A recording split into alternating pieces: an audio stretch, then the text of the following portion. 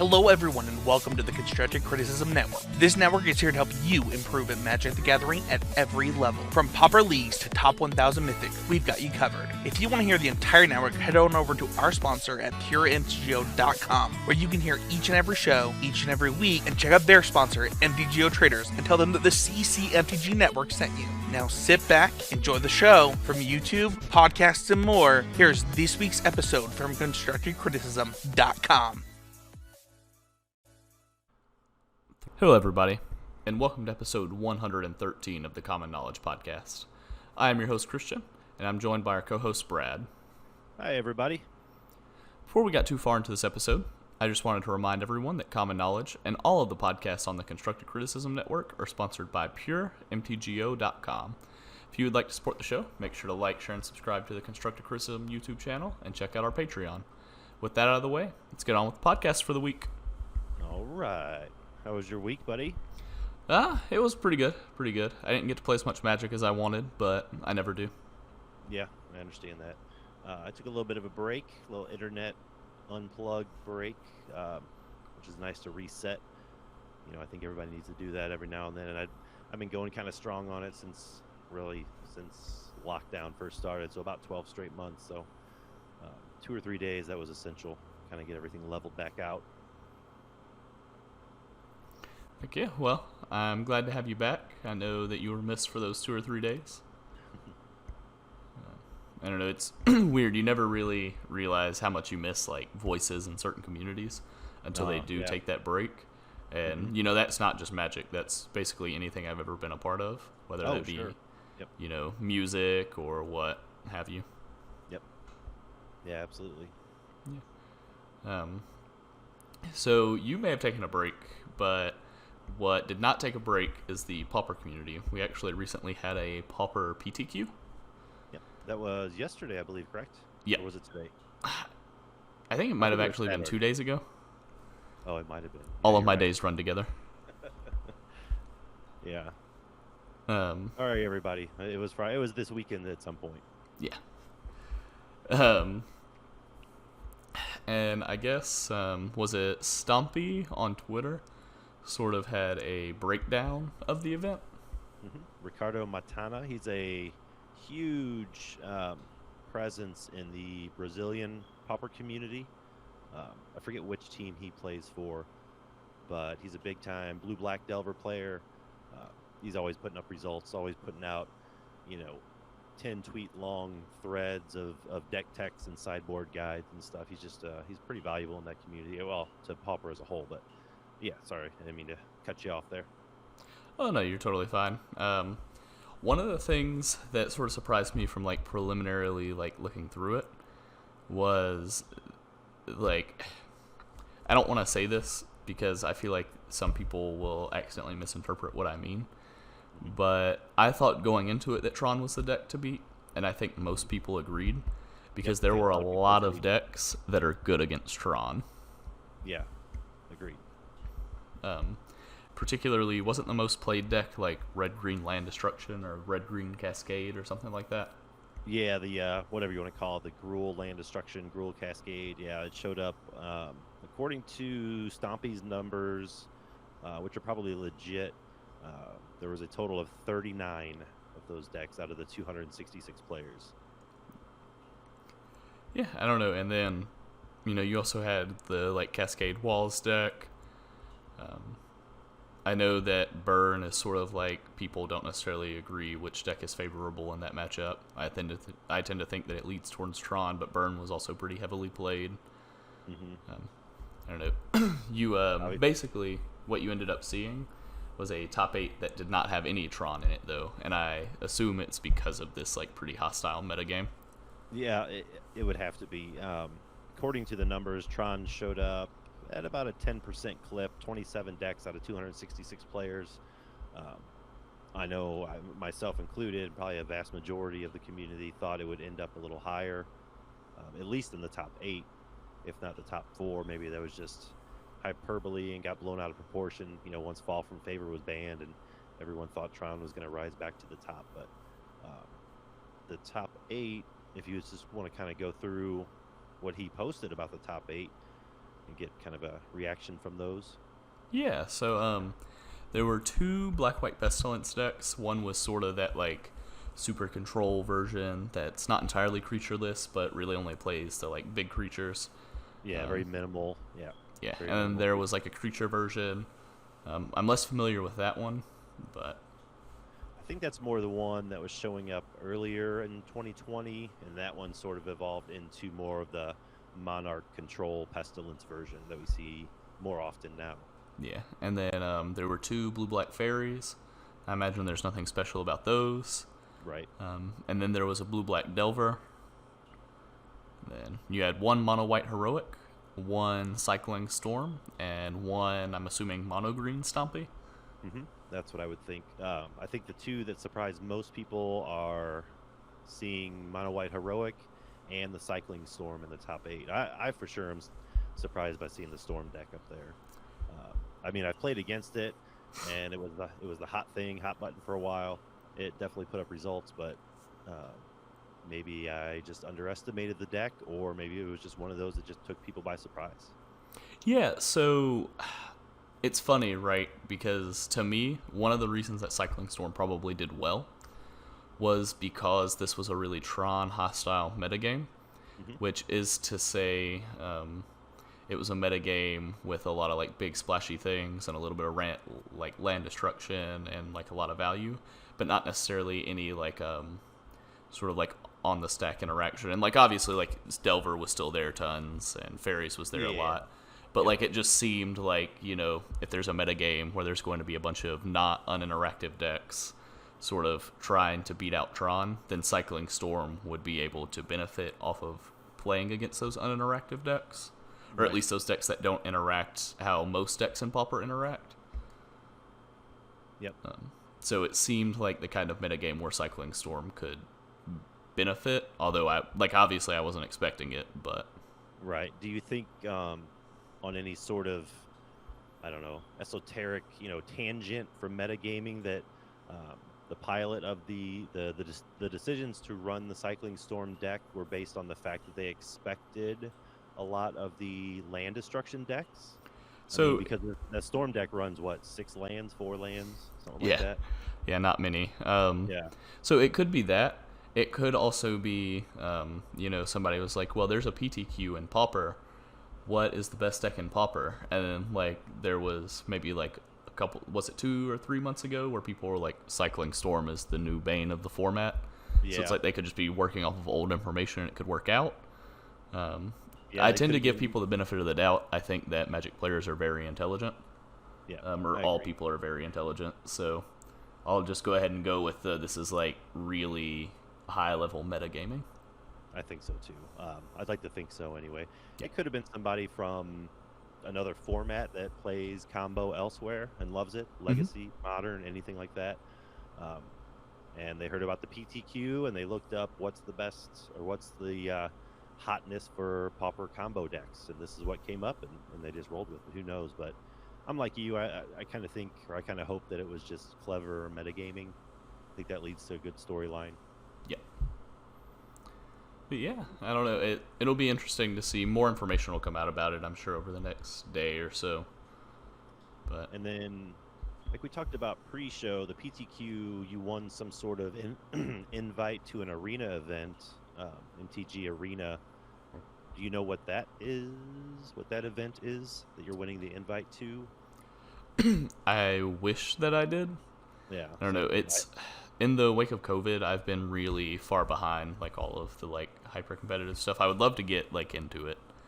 But, Yeah. like, I don't know, between work and managing, like, work-life balance, and then, most of the time that I used to play Magic was in person. Yep. I don't know. It's been a big 100%. change for me this past year and a half. Yeah, for the most part, other than looking at challenge results, my competitiveness stops at leagues, so. But yeah, I'm with you. I understand. But yeah, so hopefully more information comes out about that. I'm always really excited whenever Pauper gets, like, a really big or really premier event. Yeah, for sure. I think it gets a lot of eyes on the format, a lot of new players that could potentially fall in love with it or stick around, slot it in alongside their format of choice. But yeah, I guess with that out of the way, we can sort of get on to what our main topic was. Or actually, I guess we can talk about what decks we've been playing for this past week first. Yep. They did have one thing in common. I think we both played some sort of Cascade list. Do you want to go ahead and start with yours? Yeah, so I was playing just the Teamer Cascade deck, or rather Gruul Cascade with Mold Drifters. Okay. I didn't play it very much. I played like maybe 3 or 4 matches just to see how much I liked it. Because I remember a deck that whenever I played it, not in Pauper, Red, Green, Ponza, and Modern, whenever I played that, that was a deck that I did not expect to like, but I liked it a lot. So I was like, I bet the Cascade deck is going to be a lot like that here, and it was.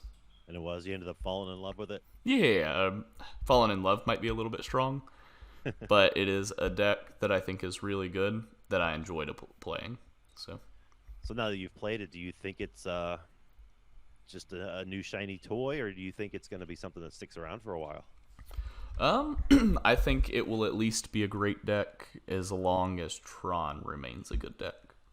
Okay. People really don't like Tron, and people also really love to play Tron because it's perceived to be the best deck in the format. And as long as there is a deck that is perceived to be the best deck in the format, there will be decks that people play at a high clip to beat that deck. Oh, sure. They're always gunning for the top spot, for the top deck. Yep, absolutely. But it is a deck that I would play in like a challenge or something like that, and I would feel pretty good about it, I think. Okay. You feel good enough about it to spend some ticks on it? Yeah, for sure. Okay. Good deal. What about yourself? Yep. I also played a Cascade list. Mine was all the games I played this past week or two really were not digital. I played a lot on Spell Table. Got some paper action in. It's not 100% the same as being face-to-face across the table from your opponent or your friends or whatever, but it's about the best we can get at the moment. But I played the Jund Cascade by the current Jund Pauper King David Royale, and I did love it. It was really a blast to play. It on paper, if you're just looking at the list, it looks a lot more... you asked earlier if it was grindy. It looks a lot more grindy than it actually plays out to be. I could see if, when I first saw this list, I thought about taking it to MTGO, and then I thought, well, the clock's going to be your enemy. There's a lot of things going on. It's going to be an 18-round or 18-turn deck before you win. And that just, in the matches I played, that wasn't the case. Between turn 4 and turn 8, that's when the game's over. Once you get that boarding party going and you're cascading into your Monarch or extra Blightnings or even Ornaments, it's pretty much off to the races then. It starts real slow, but then it tends to explode around turn 4, 5, 6. Yeah, that sounds great. I've seen the list a lot. I don't know, it's funny. One of the last episodes that we did before you joined the cast was we talked a lot about how much we wanted Jund to be a thing. Yes, and so it's nice so now it's nice that somebody's making Jund a thing. Yep, and it's a very successful thing too. He's pretty regularly putting up 5-0s with it, 4-1s, that sort of thing. It's just nice. And then there's also I want to say a Sultai version or a Sultai Cascade list floating around that's pretty similar. I want to say it's probably 80 to 90% identical to the Jund list, or the Jund list is identical to the Sultai list, whatever came first, I guess. But it just runs a few different cards, obviously, for blue and whatnot, but runs off kind of the same game plan. Monarch, Land of War Visionaries, Bonder's Ornament, that sort of thing, a bunch of Cascade effects. And that one's put up a lot of really good results too, so I want to get my hands on that as soon as I can. Heck yeah, it sounds great. You'll have to let us know how the Sultai list goes. Yeah, for sure. So I guess with those two decks out of the way, we can sort of move on to finally what our main topic is. It's one that I'm pretty excited about. We're doing our Kaldheim set review. Woohoo! I did want to just go ahead and sort of get the format out of the way, sort of explain it. That I think you and I, talking amongst ourselves, the type of content that we like is content that is very expansive and goes over everything. And then in talking to a few other members of the Pauper community, it seemed like people also like that content because they think our community is relatively content starved. So we're going to go through every non-reprint card. Yep. Yeah, we may not spend 15 minutes on each card. We probably won't sit here and brew a deck for each card, but we'll touch on each one of them for sure. Wait, we're not brewing a deck for each card? Not yet. not on camera. I probably will eventually. I'll hold you to that. Yep. All right, well, so I guess with that out of the way, we can go ahead and just jump right into white. Yeah, absolutely. We're doing Wooburg order, alphabetized within each color, I believe, the way Skyfall's presented it to us. So, yeah, do you want to take the first one? You want me to take the first one? How do you want to do it? I'll take the first one. All right. So the first one costs 3 generic and a white for a 3/3 creature. It's a Dwarf Warrior. It's Axgard Braggart. It has Boast for a generic and a white, and you untap it and put a +1/+1 counter on it. For those of you that don't know what Boast is, it's basically an ability that you can activate only if a creature attacked that turn, and you can only do it once each turn. Yep. It's very similar to Raid. I know that's nothing new. But looking ahead a little bit at the Boast cards, I think there's 1 or 2 that are decent, but this is probably more of a bomb and limited, a great limited mechanic for sure. Yeah. Speaking of bombs and limited, I think this card is something that you put in your Pauper cube and nowhere else. Sure. Nope, I can see that. You wouldn't be sad to draft that as a common. But yeah, I don't think it has a home in our constructed environment. I agree with you. All right, next up we have Battlefield Raptor for a single white. It's just a bird, nothing fancy, not a bird soldier or warrior, just a bird. It's a 1/2 with flying and first strike. This is one of the first handful of commons that was spoiled, and a lot of people really got excited about it, myself included. I think this is just a really good turn 1 play for any sort of mono white deck, possibly even Boros. I don't think it's going to edge out Graven Inspector, obviously, but yeah, the body on it and flying in first strike, those are 2 pretty important keywords in our format. Yeah, I think this is going to slot nicely into the non-heroic Weenies deck. Mm-hmm. I'm pretty excited to play it. I think that this card will end up being an all-star in that deck. I do too. I think we're going to see a lot of the Battlefield Raptor. Mm-hmm. Yeah, and then up next we have, I think this is pronounced Besker Shieldmate for a generic and a white. You get a 2/1 human warrior. Whenever it dies, you create a 1/1 human warrior token. I almost love this if it didn't have to die to get the token. If it had like a built-in cartouche of solidarity mechanic or something. Because when you're reading it, everything lines up with heroic or anything like that, or even tokens. But I guess it could fit in an aristocrat shell if you really wanted to go that route. But what do you think about the Shieldmate? Yeah, I don't know. It's for me, it would either need to somehow generate 3 power worth of creatures as soon as it enters, or cost 1 less mana. Right. Yep. I'm right there with you. That's a pretty succinct way to say what I was trying to say. Next we have our first enchantment. It is bound in gold for a white and 2. You enchant any permanent. Enchanted permanent can't attack, block, or crew any vehicles, and its activated abilities can't be activated unless they are mana abilities. I don't particularly care for this. Not at that price anyway, and I don't believe that we're at the point where, even with the vehicles we've gotten in Kaldheim, I don't think we're at the point where that's going to be a significant archetype. Yeah, I agree with pretty much everything you said. After that, we get Code Spell Cleric. For 1 white, you get a 1/1 with Vigilance, and whenever it enters the battlefield, if it was the second spell you cast this turn, put a +1/+1 counter on target creature. I think this is actually another great white Weenies card. I do too. It's a human cleric, so it plays into your party mechanic, I guess, if you're trying to brew something that route. But yeah, I think it plays nicely right along the rest of your mono white weenie strategy. Yep. All right, into the D's, we have Doomscar Oracle for a white and 2, another human cleric, back-to-back human clerics. It's a 3/2. Whenever you cast your second spell each turn, you gain 2 life. That's probably not as good as putting a counter on a creature, but this is the first time we're going to see Foretell. If you're not familiar or you haven't seen the spoilers yet, Foretelling is during your turn, you may pay 2 generic mana and exile this card from your hand face down. You can cast it on a later turn, which is important, on a later turn for its Foretell cost. And Doomscar Oracle's Foretell cost is a single white. Yep. What do you think about Foretell? I think Foretell, it's interesting. I think it's going to be a powerful mechanic that'll be underwhelming in Pauper. Okay.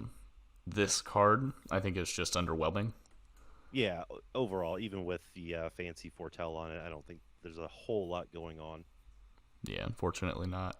Yep. But I don't know. There are a few Foretell cards that excite me. And I think it would be cool to sort of like see if you could brew up a deck based entirely around Foretell.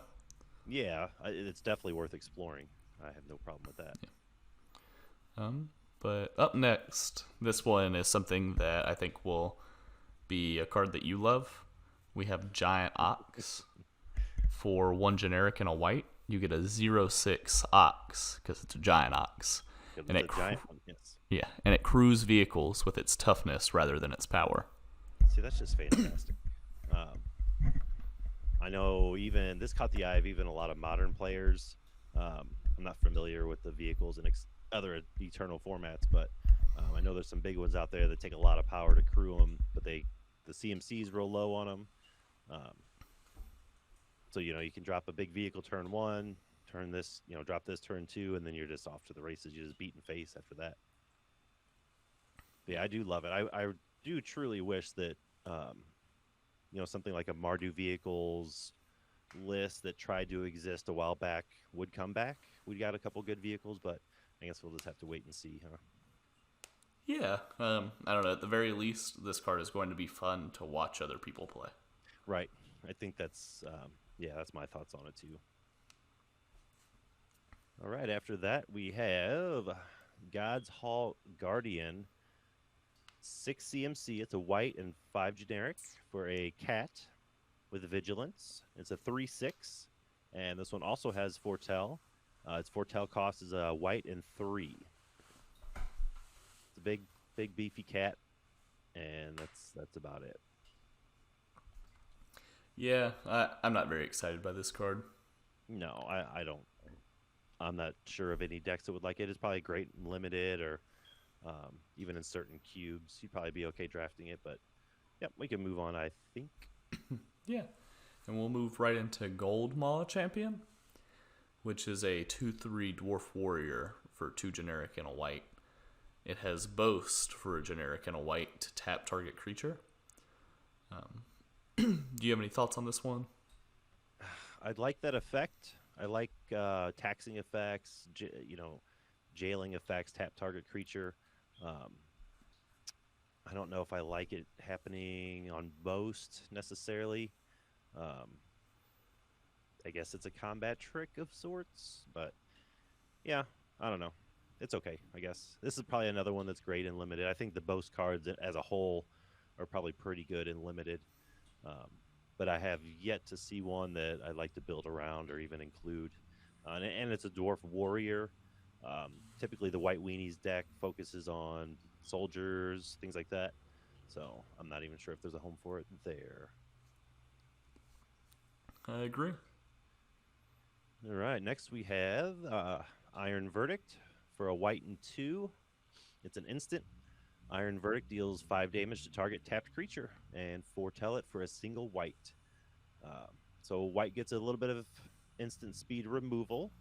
Of course, it has to be a target tapped creature, much like Swift Response and the like. I don't mind this one of the foretell cards we've seen so far. I know it's only been a couple. This is probably my favorite. That's not saying a whole lot, but yeah. I like this card a decent amount. I don't think it's like super off the charts for me. I almost wish that this card was I don't know. I know this is like a weird design space, and it probably doesn't make much sense on its face. But I wish that this card was like a white and a generic, or you could foretell it for 2 and then pay a white later. So it's like you can either remove a creature now, or put this on layaway for the same amount of mana. Okay.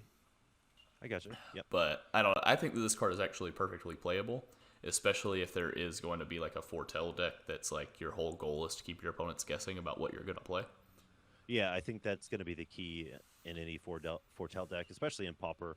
But I do like the fact that White's got some pretty quick removal now. Not that it hasn't had any before, but at least it shows that they're still thinking about it, and it's not just a straight up reprint of Swift Response, or for the life of me I can't think of the other one, but that's pretty interesting, I guess.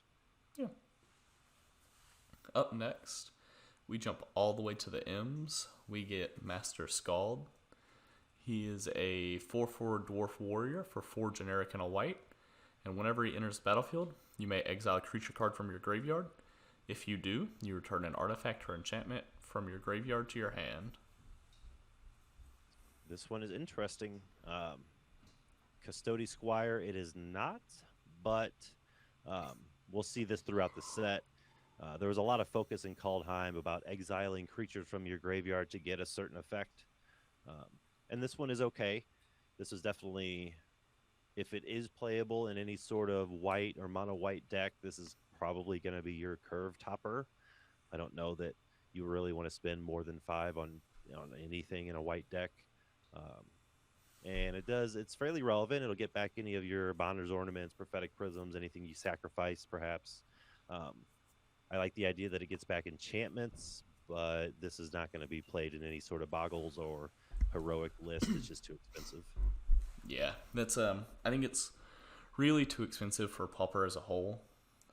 Again, seems like a great cube card to me, though. Yeah, for sure. Next, we drop down to the S's for Stalwart Valkyrie. This is a white and 3 for an Angel Warrior. 3/2 Angel Warrior, sorry. You may pay 1 and a white and exile a creature card from your graveyard rather than paying the spell's mana cost, and it has flying. I love this card. I'm not sure how to describe it better than that. Did White get a Delver? Question mark. I think that this card could be good. I'm not sure what its ceiling is, though. As far as I guess, how good can it be? Particularly, I think the thing that sort of keeps me down is typically about cards like this. I'm not sure that I like the idea of one of your own creatures needing to die. I think this would be a lot better if you could exile that creature from any graveyard. Oh, yeah, that would be fantastic. Yeah, I would be much more excited about it then. However, this card does have great art, and I'm not convinced that it won't be good. No, I think it's either going to be really good for the long run, or it's going to see a lot of play up front and then nothing after the first couple weeks. But I like it. I don't even mind. Even in my eyes, it's something that I can build around. It's got enough interesting things going on that it's worth being almost the centerpiece of any sort of white deck that I make. Okay. Then after that, we have Starnheim Courser for 2 generic and a white. It has flying. Artifact and enchantment spells you cast cost 1 less to cast. It's a 2/2 Pegasus. Okay. How do you feel about the cost reduction? Is it worth a 2/2 for 3? I think that this would be cool if there was like a Pauper eggs list. Is like, let's get this guy out and then really get going. I don't know enough about cards that make mana to draw cards and stuff like that, like the Pauper eggs, like Prophetic Prism and stuff like that. But if there are enough of those, sign me up. Sign me up, he says.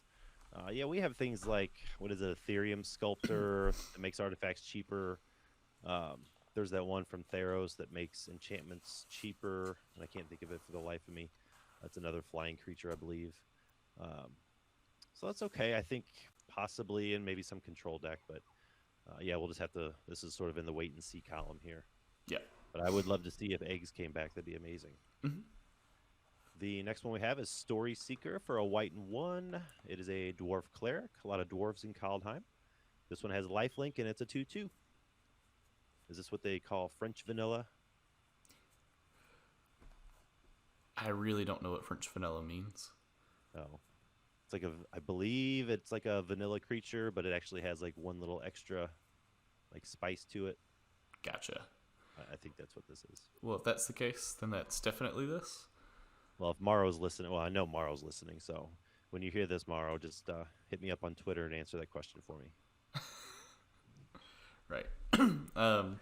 This card seems like it'll be fun. I'm not sure that it's particularly good, but it does seem fun. Yeah, it seems fine. I think Lifelink's always good in any sort of draft environment.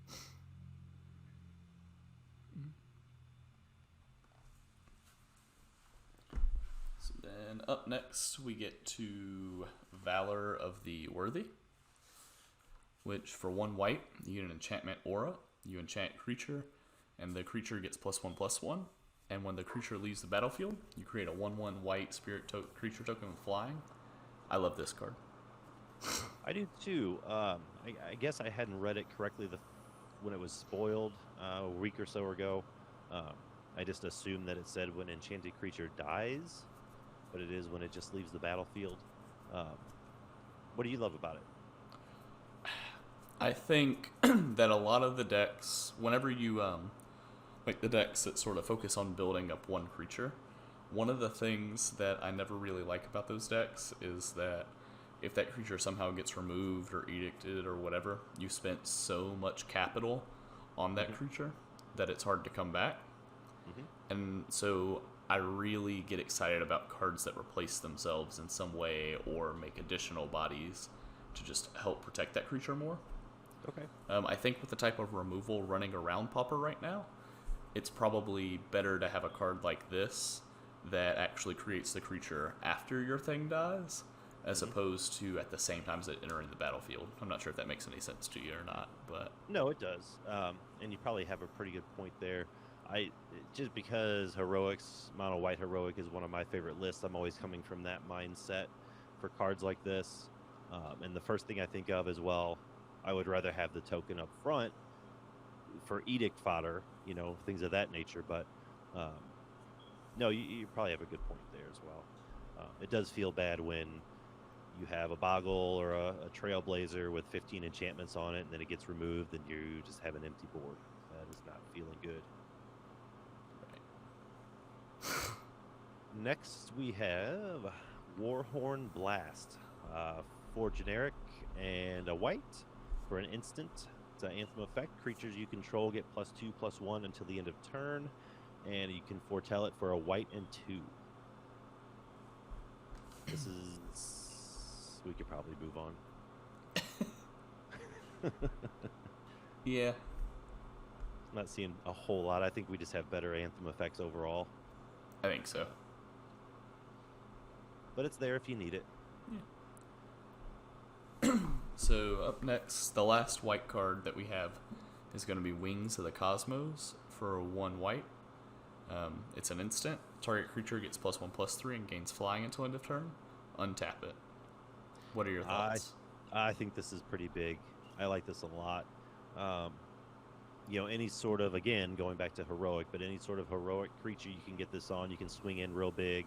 If it doesn't already have vigilance, you can swing in for attack, and then on your opponent's turn, if they come back at you, Wings of the Cosmos, untap my creature, it gets a heroic trigger, +1/+3, it untaps, and now I can block it and potentially take out 1 or 2 blockers. I think it's great. It's instant.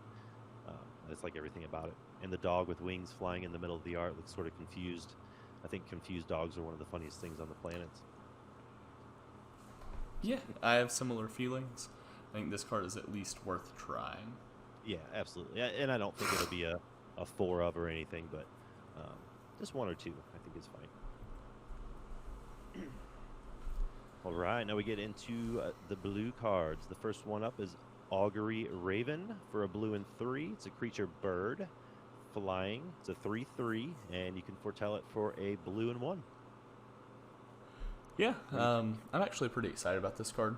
Turn 3/3/3 seems pretty good. I think this is actually going to be a lot of fun. I don't know that I keep referencing this. I have something going in my brain, like a foretell deck sort of deal, where it's like, you know, you're gonna have this card foretold. You're gonna have like 3 other cards foretold, or maybe you'll have 2 of these foretold, and then on like turn like 8, you'll pay 4 mana and have 6 power worth of creatures. You're just gonna jam out a bunch of creatures. Yep, it's gonna be great. Yeah. The foretell's a tricky one. On one hand, are you wanting to? And I think you're probably on the right track. You're gonna want to go. You're gonna want to lean more towards the foretell strategy than anything, instead of slotting 1 or 2 in your deck. Just the idea of taking turn 2 off to exile a card face down probably isn't the best feeling in the world. But if you've got the other strategies and synergies to go along with it, you know, your payoffs are probably there in 3 or 4 turns, like you said. Right. The next one I've heard multiple people talk about from other formats, Eternal formats. Standard players are excited about it as well. It's our first instant in blue. It's Behold the Multiverse for a blue and 3. Like I said, it's an instant. You scry 2, then draw 2, and you foretell it for 1 and a blue. You like this draw spell? I love it. I do too. I think it's going to see a lot of play. Particularly, I've heard a lot of modern players talk about it. That may just be because they don't have access to some of the things we do. But I do think it's going to see quite a bit more play than it seems like on its face. Yeah, I mean, hopefully Devious Cover-Up Control gets a little bit better. Or gets better at all. Yeah. I don't know. I think this card's going to be a wonderful addition to Pauper.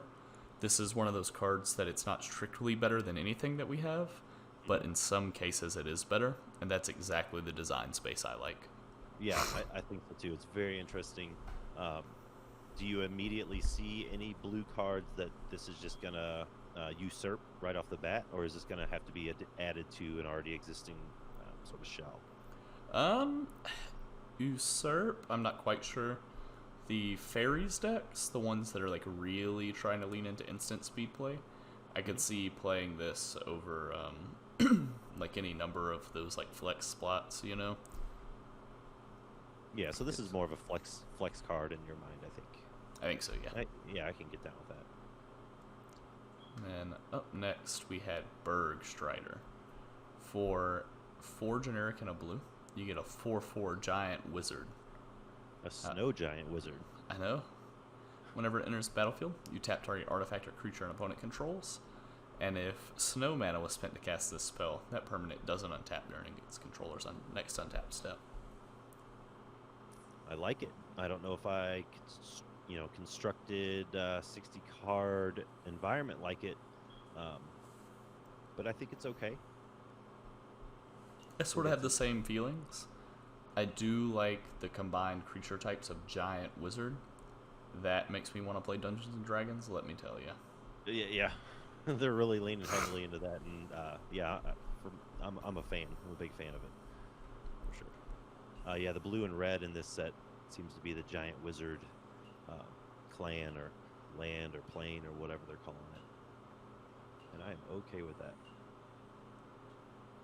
All right, next we have Bind the Monster for a single blue enchantment aura. Enchant creature. When Bind the Monster enters the battlefield, you tap enchanted creature. It deals damage to you equal to its power, but the enchanted creature does not untap during its controller's untap step.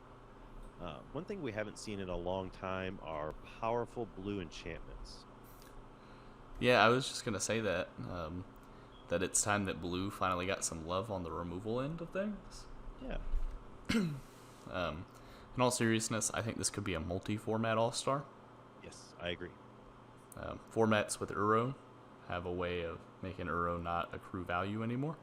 Mm-hmm. Now, of course, it's not going to be easy taking the damage. That's not what I mean, but it's just such a small price to pay. And in our format, it'll be an even smaller price. Yeah, a much smaller. I mean,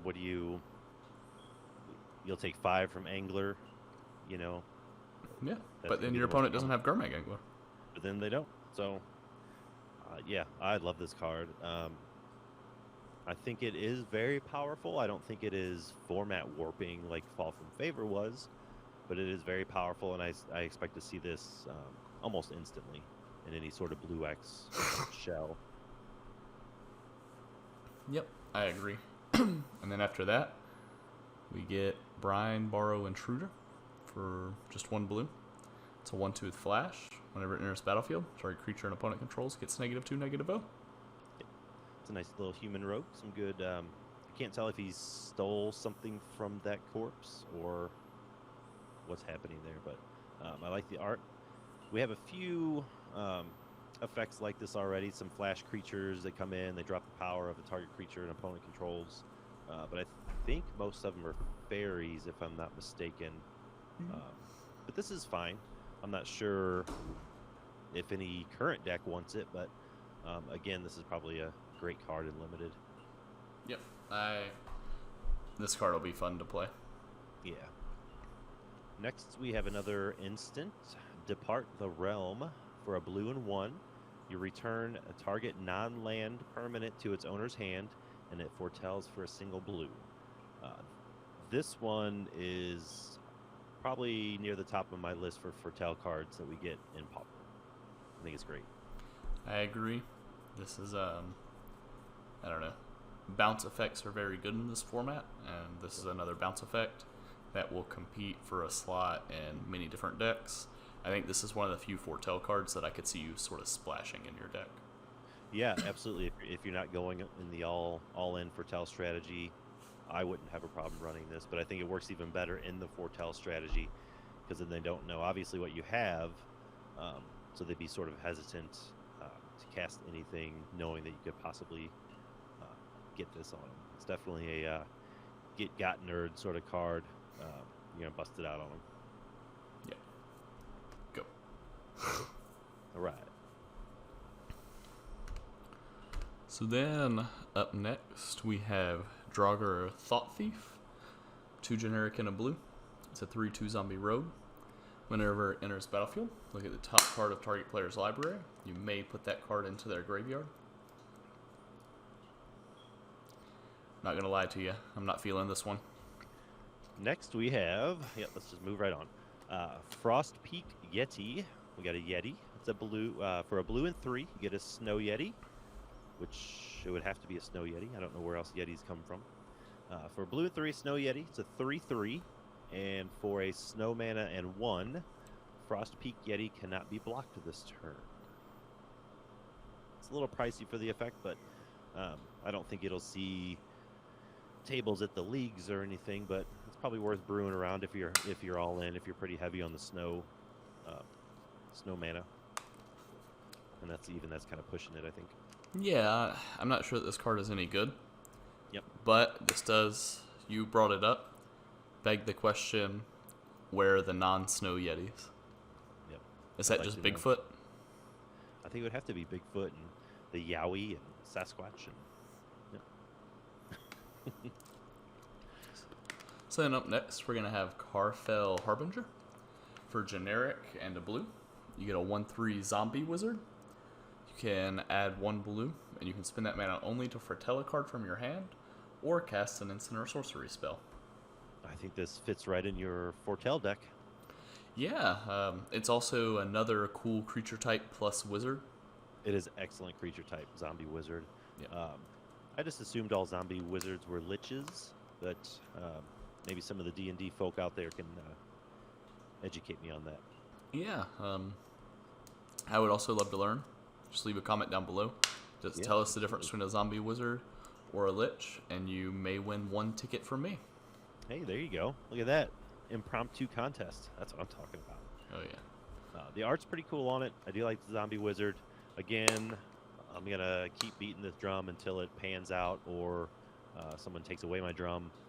But it is a wizard, so it will play into the party theme if that's some sort of foretell party nonsense you want to go for. But yeah, you have anything to add on our potential lich? I think cards that produce mana always have a chance of blowing up in our format. Yes, I agree. We have such a problem with, not so much lately, but in general, Pauper's had a stigma of terrible mana bases. So yeah, you're right. Anything that produces mana that isn't a land is always going to be valuable in somebody's deck. Yep. Next we have something I cannot pronounce. Litjara Kin Seekers. For a blue and 3, it's a 2/4 shapeshifter, one of my favorite creature types ever. Changeling. This card is every creature type.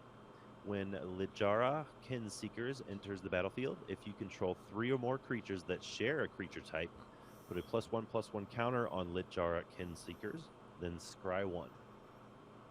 I'm going to build with this. I'm going to put it in something, and it's going to be terrible, but I'm going to have fun with it. I agree with everything that you said. Changeling Tribal. Here I come. How many Atogs do we have? Do we just have Atog? I believe we just have the one, right? Darn. I was thinking Atog Tribal. That would be amazing. Yep. Wizards, make it happen. Yep. Up next, we have Mist of Lit Jarrah. It is an enchantment aura with flash for a generic and blue. You enchant creature or vehicle. An enchanted creature gets -3, -0. Yeah, it's fine.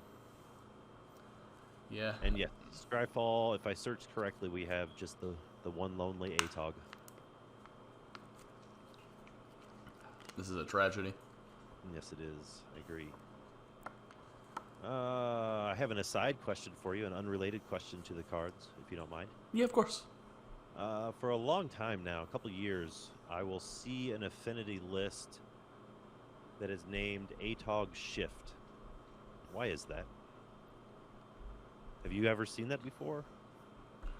And it's not just from like one person or one group of people. I've seen it on Goldfish, MTG Top 8. I've seen people use it conversationally. I have no idea. I don't either. That is another thing that we can hopefully get educated on by our fabulous listeners. That's right. Email us, comment down below. Same deal. If you're the first person to tell us the answer anywhere, you'll get a ticket. Perfect. Now we're up to 2 tickets. We're 2 colors in, and we're up to 2 tickets given away. I like it. All right, where are we at here? So, blah, blah, blah. Nope, I scrolled up too far. All right, the next one is Mistwalker for a blue and 2. It's another shapeshifter, which is fantastic. It's got Changeling, Flying. It's a 1/4. And for a blue and 1, Mistwalker gets +2/-1 until the end of turn. I like this one. Again, I probably like it more because it's a shapeshifter, Changeling. The +1/-1 is potentially relevant once a game. But both of the shapeshifters we've seen so far have 4 toughness, so, you know, obviously they passed the bolt test. They passed the cannonade test. So they just don't pass the flame/test. Yeah. Again, I'm not super excited about this card, but I could see why somebody might be. Yeah. And I just like Changelings. Mm-hmm. I love them. And then after that, we have Pilfering Hawk for generic and a blue. It's a 1/2 snowbird with flying. And you can pay a snow mana and tap it. Draw a card, then discard a card. It's a it's a looting bird. I think that's okay. I don't know if I'd want to invest a lot into it as far as resources or anything, which is probably a nicer way to say that I won't be playing with this card. But what do you think about it? I think this card is okay. Maybe you can fit it into a reanimator deck, although probably not. Right. It's a little slow, but yeah, I see where you're coming from. Beautiful art, though. Yeah, I would love to frame this one. Yeah, it's some sort of kind of carven gilded raptor. Is that like a necklace or talisman possibly in his hand, or one of the runes maybe in his mouth? Yeah, it's really cool. The next one is another popular one that has many formats talking. It is Raven form for a blue and 2. It's a sorcery. Exile target artifact or creature. Yes, or creature. Its controller creates a 1/1 blue bird token with flying foretell for a single blue. I think this is right out of the gates. We're gonna see this one everywhere, I think. Yeah, between this and Bind the Monster, Yep. I think I can't guarantee this because of other cards that will be released in this set later on. But I think Mono Blue Delver will increase in popularity a lot and could be the most popular Delver deck going forward. I can believe that. My only, and I did think of that, my only concern is, not even really a concern, more of a question. Usually the Mono Blue Delver lists are pretty fast. However, Raven Form and Bind the Monster seem a little slower than fast. Do you think they're going to slow that deck down, or is it going to open up some sort of new Mono Blue archetype? So I could see one of two things happening. So one, you could use these sort of like later on after you've already got your speed out there. But also, I wouldn't be surprised to see those decks slow down. And the reason why is because, you know, the blue-red fairies, blue-red Delver, blue-black fairies, blue-black Delver, one of the main things that those decks both splash for are removal. And now Mono Blue just has that removal. So it would be like playing the same deck, but with even better mana. That's true. That's a good point. Yeah, between Raven Form and Bind the Monster, Mono Blue just got 8 more removal spells. Yeah, and then, you know, you could also try Depart the Realm, Behold the Multiverse as like another great draw spell that you can use early or late. I already forgot about that one. Yeah, you could even not play Delver and just play Mono Blue Control, and I think that deck could really be good. Ooh, that sounds brutal. Yeah, and like I don't even think good is like playable. Like I think that like there is probably going to be a Mono Blue deck out there that looks almost nothing like the Mono Blue deck that we know now that could, you know, top 8 some challenges. I need to bookmark that. We will mark it down. January 24th, 2021. I don't know what you'd call it. Non-blue Delver takes down a challenge. Top 8 challenge. I would definitely get behind that. I'm not a huge Mono Blue player, but that would be hella fun to see, I think. Up next, we have an instant for 4 generic and 2 blue. Choose one or both. The owner of target non-land permanent puts it on top or bottom of their library and return target non-land permanent to its owner's hand. The card is called Run Ashore. What do you think? 6 mana. Does Tron want it? I'm not sure about that. This card, I think, is going to be played a lot in Limited, and I think it's going to be good there. It's probably going to be like the almost the cap size of Limited. Yeah. But yeah, I don't see it a whole lot hitting our tables. I don't think so. Although maybe that Mono Blue control deck that we're brewing up wants to play like 1 on the top end just in case it falls behind late in the game. I could see that. Even out of the sideboard, run a second copy, perhaps. Yep. Next, we have another 6 CMC card. It's 2 blue and 4 for Undersea Invader, creature giant rogue.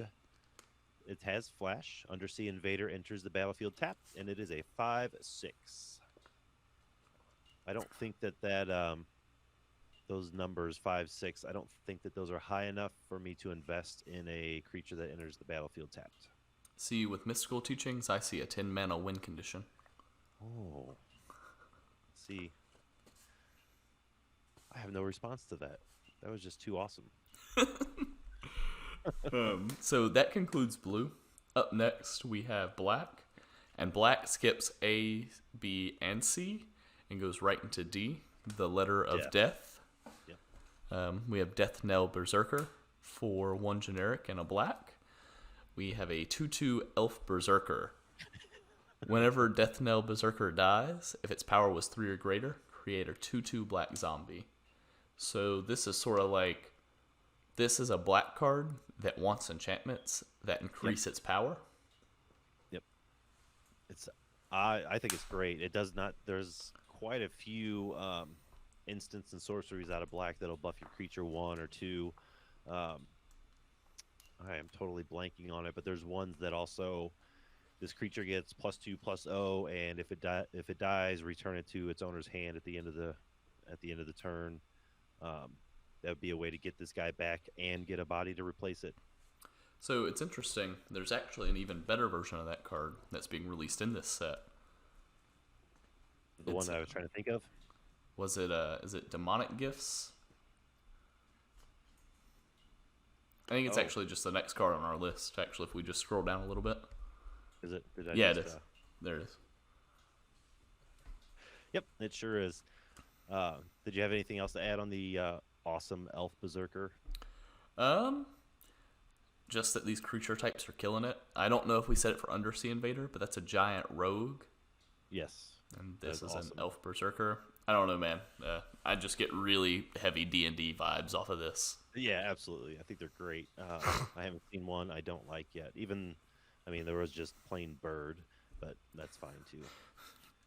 So next, yes, we have Demonic Gifts for a black and 1. It's an instant. Until the end of turn, target creature gets +2/+0 and gains. When this creature dies, return it to the battlefield under its owner's control.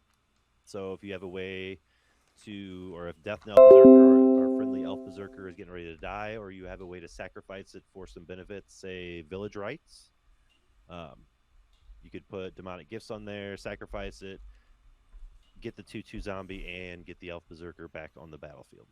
Yep. I'm a fan of that. It's pretty heavy. It's a lot of mana to invest in that sort of play, but I'm a fan. Right. I think the play on its face is cool. I think investing a lot of cards in mana is a little bit rough. Yeah, that is a 3 or 4 card investment. Yeah. Mm-hmm. But it's neat to see just the synergies that, at least the possibilities. I think the Berserker is probably going to see play regardless of any sort of silly shenanigans, just because it's a decent 2-drop that replaces itself. With a fairly relevant body. So. Yeah. So, up next, we have Dogged Pursuit. For 3 generic and a black, you get an enchantment. At the beginning of your end step, each opponent loses 1 life, and you gain 1 life. Mm-hmm. Is this Ill-Gotten Inheritance 5 through 8, or is just not good enough? I'm going to let that one be left up to you. Okay. I read this card and immediately forgot about it. All right, next we have a zombie cleric, a Draugr. Is that how you pronounce that? Draugr? I think Draugr Recruiter for a black and 3, zombie cleric. This one also has Boast for a black and 3. Return target creature card from your graveyard to your hand. Activate this ability only if creature attacked this turn and only once each turn, and it is a 3/3. Probably skip this one as well. Yeah, I wish the Boast cost was less. Yes, that's what's killing it. If it was a black and 1, maybe, or if just the creature itself had a smaller CMC. But yep, I'm with you. Up next, we have Dread Rider. For 5 generic and a black, you have a 3/7 Spirit Knight. For a generic and a black, you tap it, exile a creature card from your graveyard, and target opponent loses 3 life.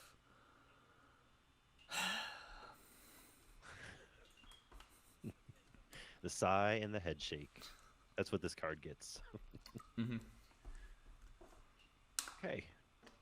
Well, I do like that it has 7 toughness. I don't know why. I think it fits with the art. Spirit Knight, black, demonic horse, sickle, reaper looking thing. Oh yeah, this is another great art. I love the fog. Yep.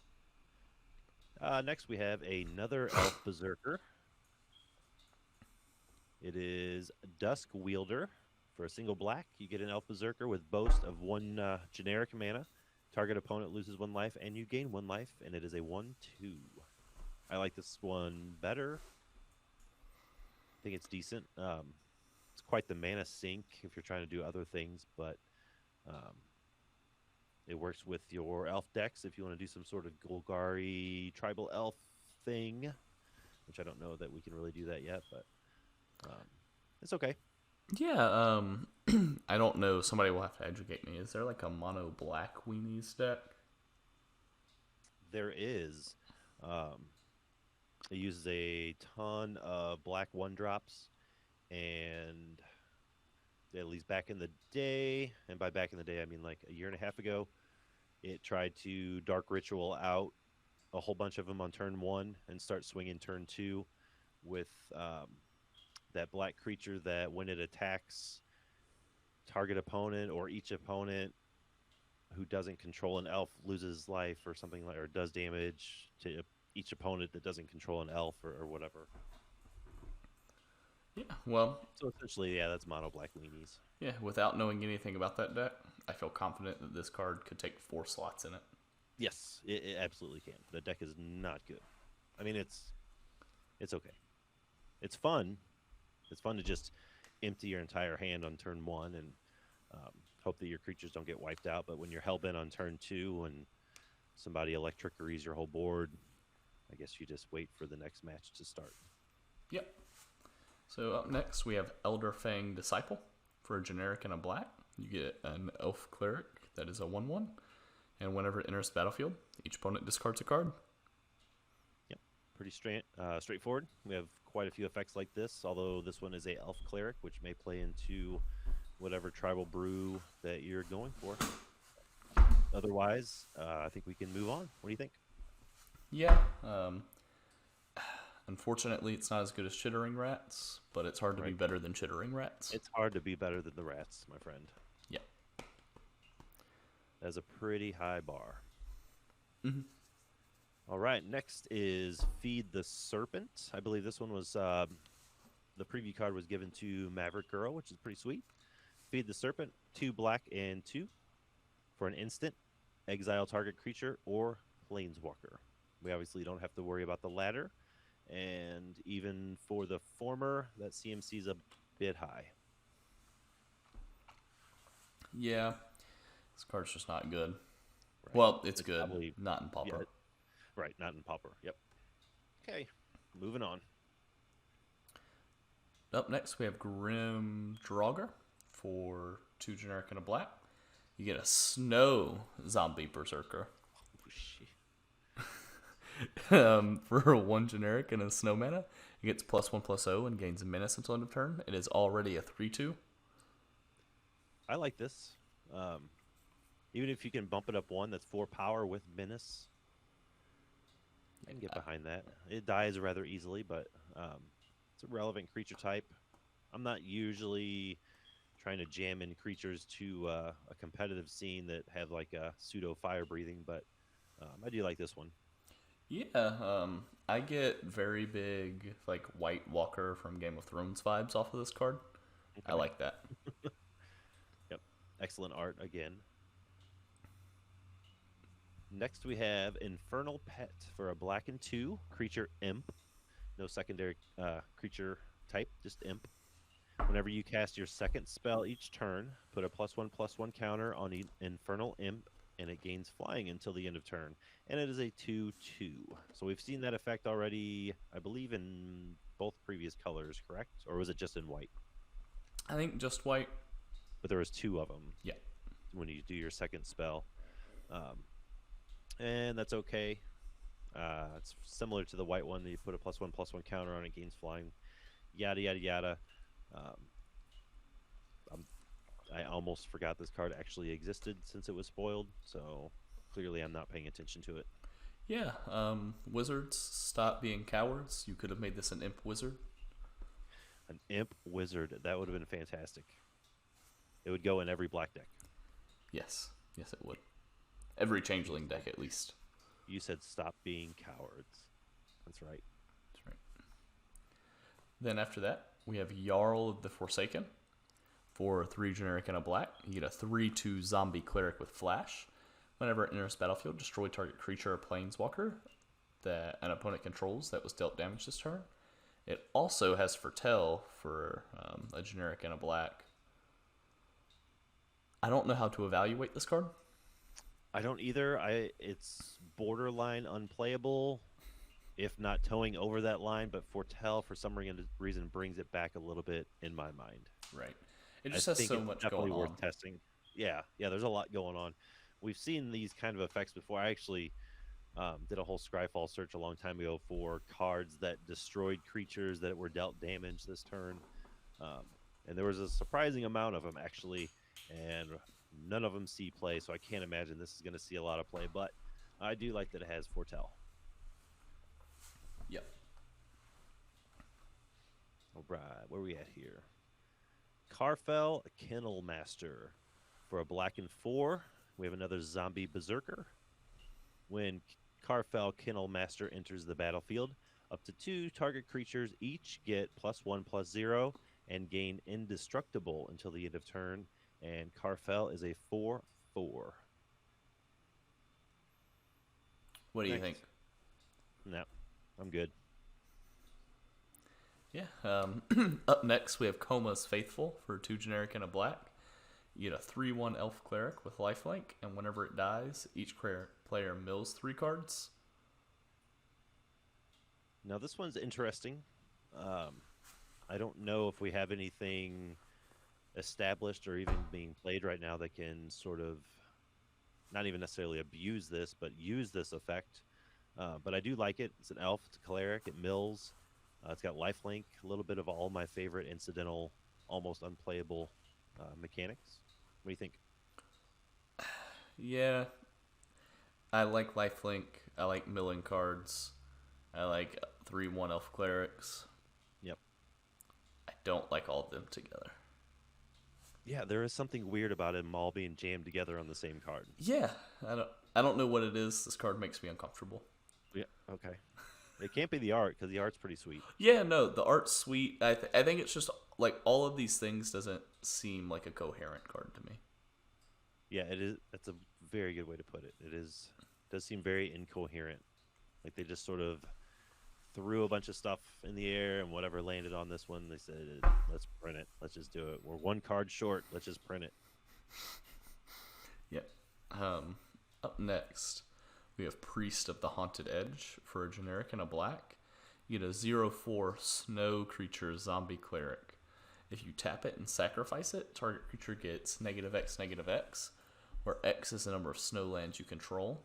Activate this ability only anytime you could cast a sorcery. This one was very polarizing when it was spoiled. I'm a fan of it. I'm not a fan that you can only activate it as a sorcery. But overall, I generally like everything about this card. Yeah, it's funny. I actually like this card a fair bit. You and I talked about, we didn't talk about any specifics, but maybe like a black-red snow deck sort of deal with the spoilers, new snowlands. Spoiler alert for the spoilers. And I think that this card could actually be played there. I think so too. Everyone that I talked to about it online seemed to love it until that last sentence. Activate it when you could cast a sorcery, which I understand. I guess I'm a little dirtier than the average player, so I don't mind that too much. But I think in the right shell, it'll be totally fine. Yeah. Now, I do want to ask you a question. Have you ever seen Adventure Time? Yes. This guy look like the Ice King? I think that might be where they got their inspiration. Because, yes, he does. Just wanted to make sure. Yeah, I don't think it's just you. All right, next up we have Raise the Draugr for a black and 1. Choose 1. Return target creature card from your graveyard to your hand, or return 2 creature cards that share a creature type from your graveyard to your hand. We have this sort of effect plenty of times before. Are any of them instants? That's what I can't remember. I bet that there is an instant. I bet that there's not an instant that is this cheap, though. That's a good point. But I do like it. I like that it's an instant. You can get 2 identical creature types to your hand, or just 1. I think it's fine for sideboards, for possibly even as a 1-of in Tortex, Tortured Existence, that sort of thing. I think this card could be good. Yep. Or at least played. So up next, we have a card that I don't know how to feel about it. Skull Raid for 3 generic I feel and like a the guy black. in the art about it. Skull Raid for a 3 generic and a black. It's a sorcery. Target opponent discards 2 cards. If fewer than 2 cards were discarded this way, you draw cards equal to the difference. It has Foretell for a generic and a black. There's a lot going on here.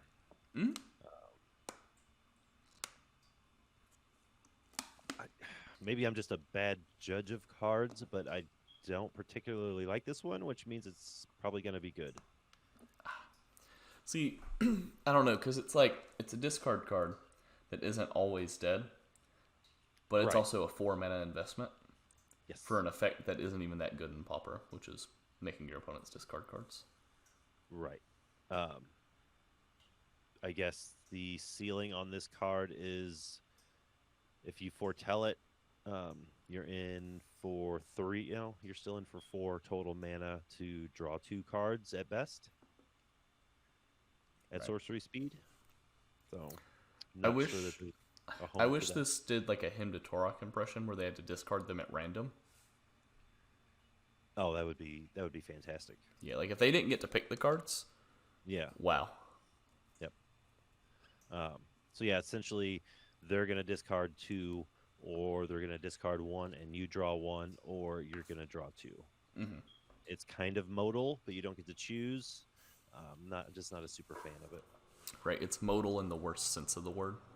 Yes. Yep. All right. Next we have Way Down, like Weigh. But based off the art, it looks like he did go way down. For a single black, you have another sorcery. As an additional cost to cast this spell, exile a creature card from your graveyard. Target creature gets a -3/-3 until the end of turn. Is this strictly better than Disfigure? Probably not. Yeah, unfortunately, I powerful. don't think so. I don't think so either. I almost wish, because we've seen this exile a creature card from your graveyard printed on quite a few spoilers already, I kind of wish they would have named that mechanic. It almost bugs me they didn't. Anyway, What would you name it? I was just thinking about that, and I'm not totally sure. I'll have to get back to you. What was the Viking send-off called? Like whenever you float a body out to sea and then shoot the flaming arrow at it. I'm not even sure if that's a real thing or if that's something that I've only seen in TV shows. Is that a real thing? I've only ever heard of it referred to as a Viking funeral. I don't know if there's just a label for it or not. All right, 2 questions. Is that a real thing? And if so, what was it called? Answer both, anywhere, win a ticket.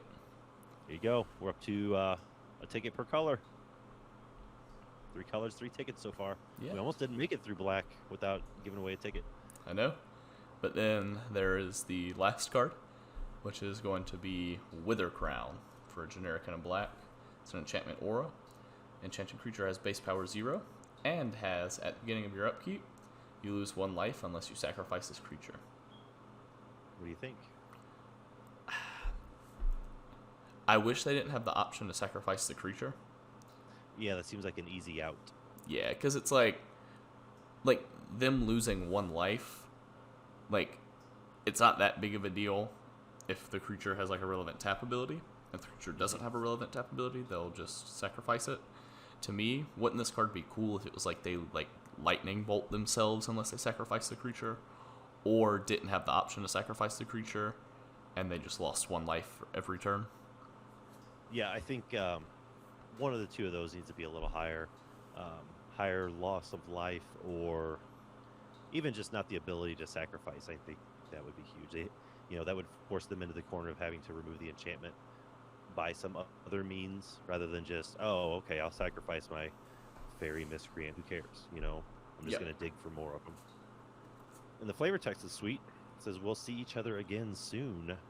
Quote from Egon, God of Death. Looks like she's about to potentially murder the guy in the art, but she's not going to do it with a sword. You know what she's going to do? With her crown. Yep, great art. Great flavor. Okay card. Yeah, okay. So that concludes Black. Black had some interesting cards. I don't think it had as many good things as, say, Blue or White did. Correct. But it had some awesome creature types. Yeah, the creature types and the really creature types really are the best thing about the commons in Black out of Kaldheim. Yep. Now, getting into Red, we immediately have a great creature type. For 1 generic and a red, you get a 2/2 Dwarf Berserker named Axguard Cavalry. You can tap it, and target creature gains haste until end of turn. Yep. That is the best thing about this is a Dwarf Berserker, and the art's pretty great too. He's riding some sort of maniacal goat creature, ram. Yeah, there's an explosion going on in the background. There's a lot going on in this card. There's a lot. It's pretty great. It's very almost comic book-ish. Yeah. It's hilarious. This is a really red card, from It is the a art very- to the creature Yep. type. Yep. Yeah, it's got the mountain folk dwarf and probably a mountain goat and some sort of big fiery explosion in the background. And yep, it's pretty great. Next we have Breakneck Berserker, another Dwarf Berserker for a red and 2. This one just has haste, and it's a 3/2. Probably great and limited. Yeah. If it was, I mean, I know they're going for the whole D&D thing, Dwarf Berserker, yada yada, but if this was, I don't know, a goblin, I'd be interested, I'd be into it, but as it is, it's fine. It's definitely good and limited, I would say. Yeah. Not the worst card ever. Probably not going to see play in Pauper. Right. After that, we have Cinderheart Giant. For 5 generic, red. You get a 7/6 Giant Berserker. A lot of Berserkers in red.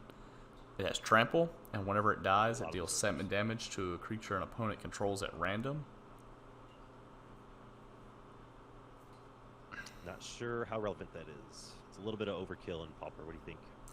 Yeah, I don't think this card's good.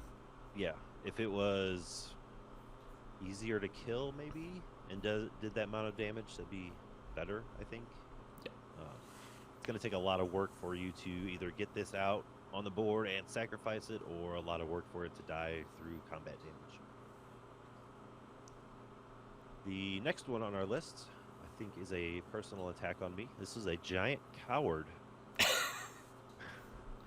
Craven Hulk for a red and 3. It's a Giant Coward. And Craven Hulk cannot block alone, and it is a 4/4. I think, just based on some of the reactions I saw of this card, this may actually see a little more play than I expect. Not a ton, but people seemed really either hilariously entertained by this card. Probably the flavor. Yeah, I don't have much to say about it. No, we can move on. Yeah. Up next, we have Demon Bolt.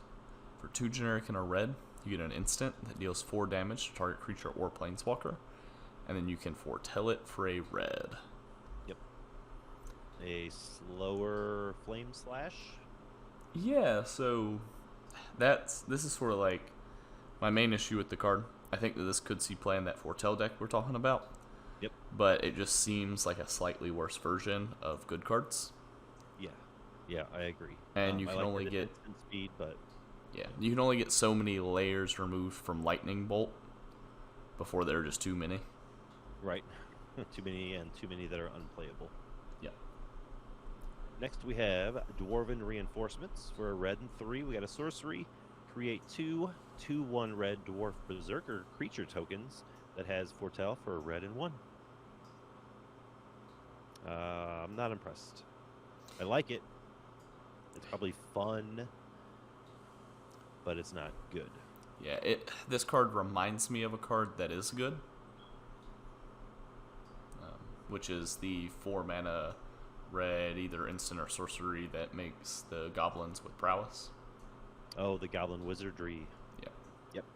Yeah, if these Dwarf Berserker tokens had any sort of... I mean, granted, they are 2-1, but even if they had haste, this card would be better. Mm-hmm. How can a Berserker not have haste? What's up with that, Morrow? Yeah. Up next, we have Fearless Pup. Costs 1 red. It's a 1/1 wolf with first strike.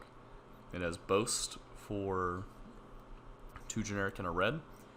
And Fearless Pup gets +2/+0 until end of turn. Yep. Moving on. Yep. Next, we have our first... I believe this is our first snow non-creature spell, if I'm not mistaken. It is Frostbite for a single red. It's a snow instant. Frostbite deals 2 damage to target creature or planeswalker. If you control 3 or more snow permanents, it deals 3 damage instead. Is this Scred Jr.? Yeah, unfortunately, in our format, Scred Jr. is Lightning Bolt. That is true. And it's sort of like the same thing, that you can only get so many layers removed from Lightning Bolt until the card can't be played. Agreed. That being said, Pauper Singleton, Fantastic. we're in it to win it. We're in it to win it. Yeah. Up next, we have, forgive me if I don't pronounce this right, Hagi. I'm going to go with Hagi. Mob for 4 generic and a red. You get a 5/4 Troll Berserker with Boast. You can pay a generic and a red, and it deals 1 damage to any target. Yep. I think Hagi is probably right. It's a troll, so they're Shaggy and Hagi, I think. But yeah, I'm good here if you want to move on. Yeah, I will say this card had great flavor text. It's just Grarg. Wait, I think you cut out. What is it? Grarg. Oh, that's perfect. Okay. No, I'm gonna play with that. You have to say that now every time you cast it. Right. Just on my second main phase, Grarg. Yep. All right. Next we have Immersturm Raider. For red and 1, we have a Demon Berserker. This is my new favorite creature type. When Immersturm Raider enters the battlefield, you may discard a card. If you do, draw a card, and he's a 2/1. We have, this is a functional reprint of, I just totally forgot, Fissure Wizard. He was a goblin out of Zendikar Rising, I believe. Same casting cost, same power and toughness. You got to rummage, but he was a relevant creature type in Goblin, where Demon Berserker, unfortunately, is not very relevant. It will be. It better be. Yeah. Or I quit. Up next, we have Open the Omen Paths. For 2 generic and a red, you get an instant. Choose 1. Add 2 mana of any one color and 2 mana of any other color. Spend that mana only to cast creature or enchantment spells. Or creatures you control get +1/+0 until end of turn. What 2 effects? I like it. I like it too. It'll be nice to spend 3 mana to be able to play two mana creatures. Yep. I think this could help further like a red-green stompy deck maybe, or like red-green aggro of some sort. I agree. Some sort of, Gruul, prowess, heroic, something like that, where how fast you can cast spells actually matters. Yeah. Especially because this is also does like that like weird pump effect, you know, that maybe you get out of like a few goblins as well. Yep. And then I wouldn't be sad about cascading into it.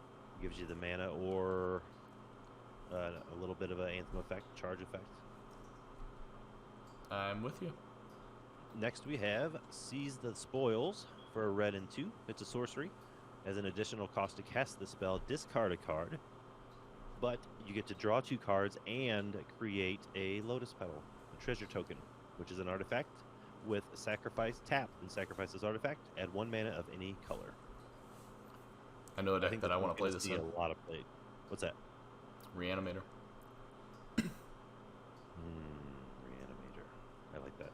Put that card into the graveyard, and you get the Lotus Petal to cast your Exhume. Yes. Yep. Now, it does cost 3 mana, so it might be too much for the deck, but...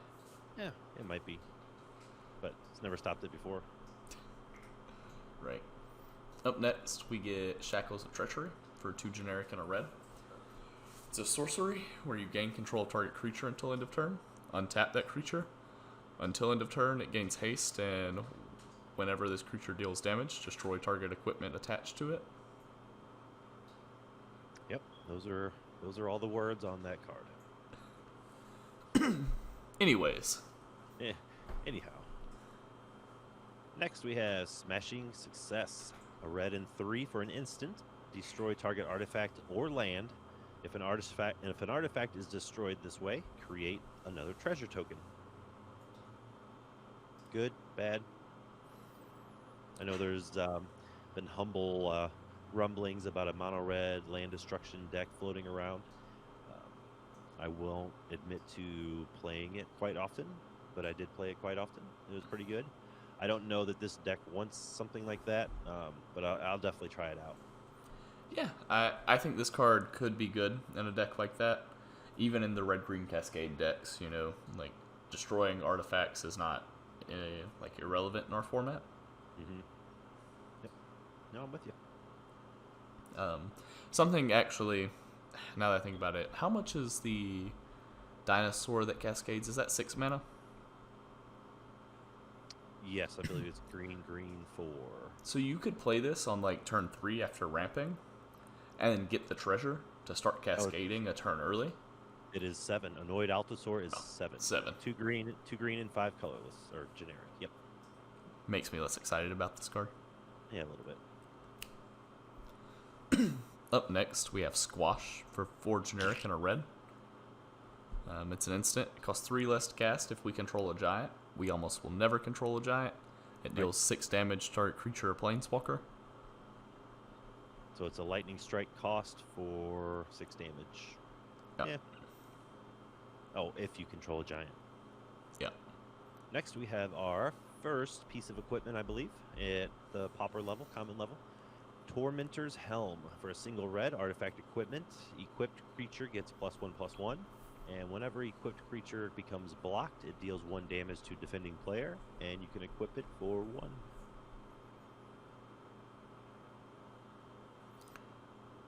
I'm not sure how to evaluate a card like this. I'm not either. I know for a fact I am really bad at evaluating equipment cards. Yeah, It's okay, but it would have to be in a very tailored, a very specific deck, I think. Yeah. I'm not sure. Yeah. Up next, we have Teskiri Firewalker for 2 generic and a red. You get a 3/2 human berserker with boast for 1 generic. Exile the top card of your library. You may play that card this turn. This card is somewhere between really bad and really good. Really good. I love this card. I was glad we got here. This is probably, of all the cards we've seen with boast, this at the common level anyway, this is my favorite one, hands down. It's almost, I guess this is Pauper's light up the stage to a certain extent. We just don't have this effect in Pauper anywhere. We don't have it on a spell by itself. We don't have it really attached to a creature already. So if nothing else, it's going to be really fun to brew with. Right. All right, next we have Vault Robber. I know a few people were quite excited for this one. It's a red and 1 for a dwarf rogue. He's a 1/3, and he has the ability for a colorless and tap it. You can exile a creature card from your graveyard and create a treasure token. I think if we had, of all this unnamed mechanics we've seen so far, I think this is probably the better. This exile creature from your graveyard effect or mechanic. There's nothing wrong with free mana treasure tokens. It cares about, and they are artifacts if that's relevant in your deck, affinity or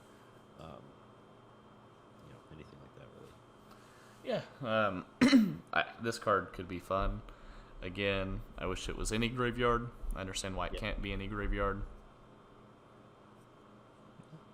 Is what it is, as they say. Yep. But that sort of does it for red. We have one color left. I noticed that we didn't give away a ticket that color. I was just thinking the same thing. Yeah, I tell you what, I sort of want to keep this going. The first person to send me a list brewing with Tormentors Helm, free ticket for you. And not just take a list and throw 4 of them in there. Like, try to make it make sense. Oh yeah. So I will be the judge, jury, and executioner on this one. If I feel like you took some other deck and you put Tormentor's Helm in it, you owe me a ticket. If he took Affinity and just threw 4 of them in there. Right.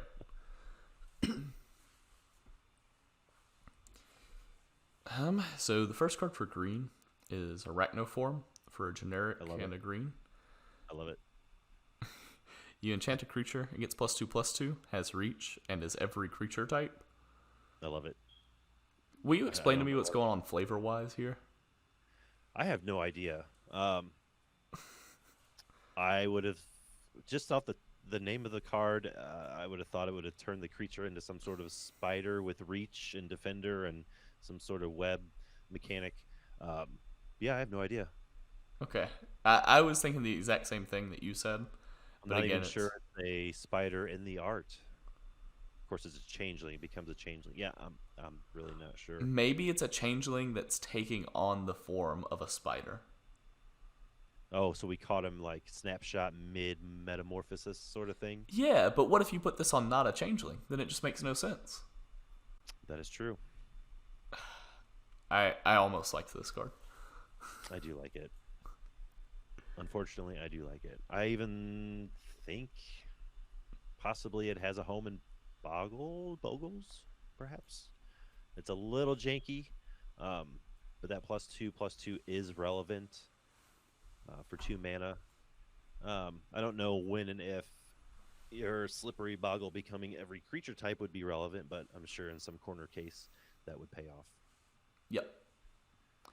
Next up, we have Elderleaf Mentor for a green and 3. We have a more traditional Elf Warrior.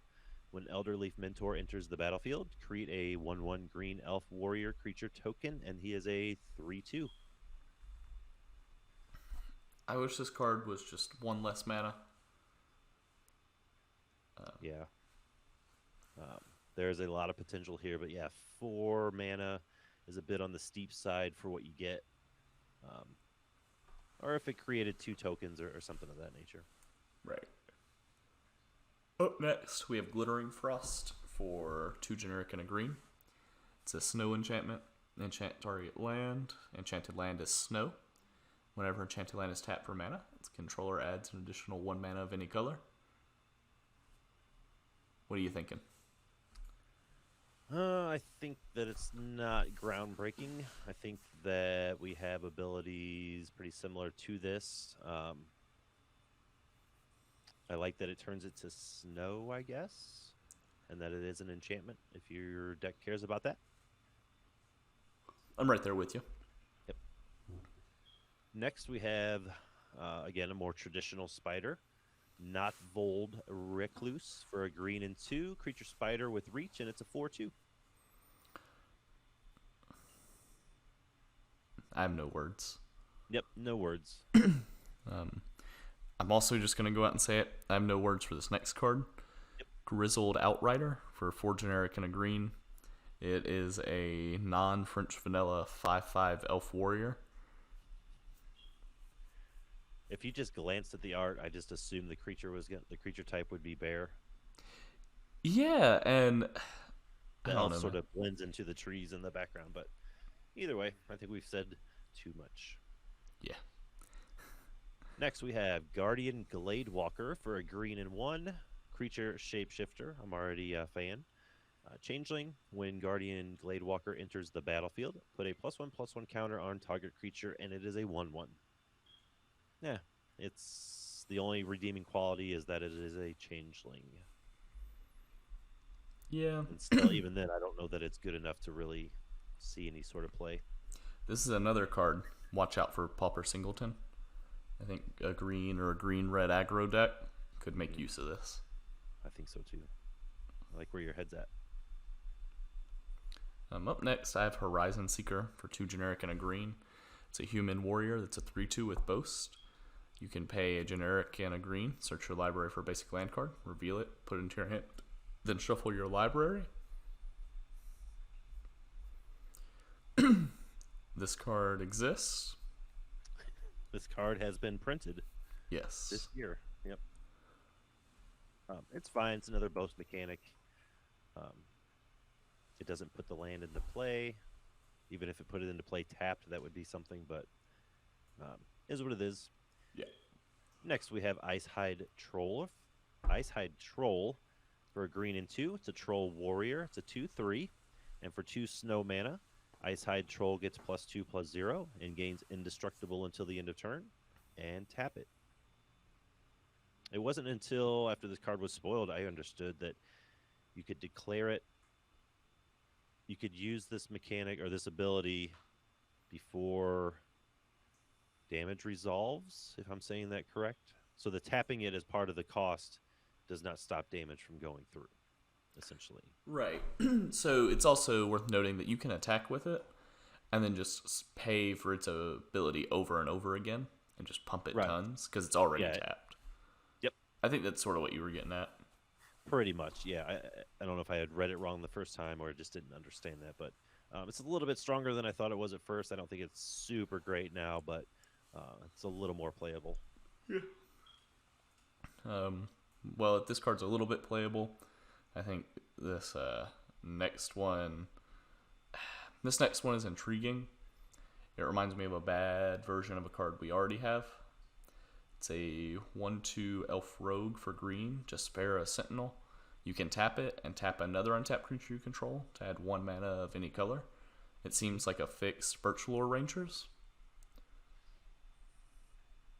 It is a much better Loam Dryad, which black-green aristocrats, it's pretty much a staple in that deck.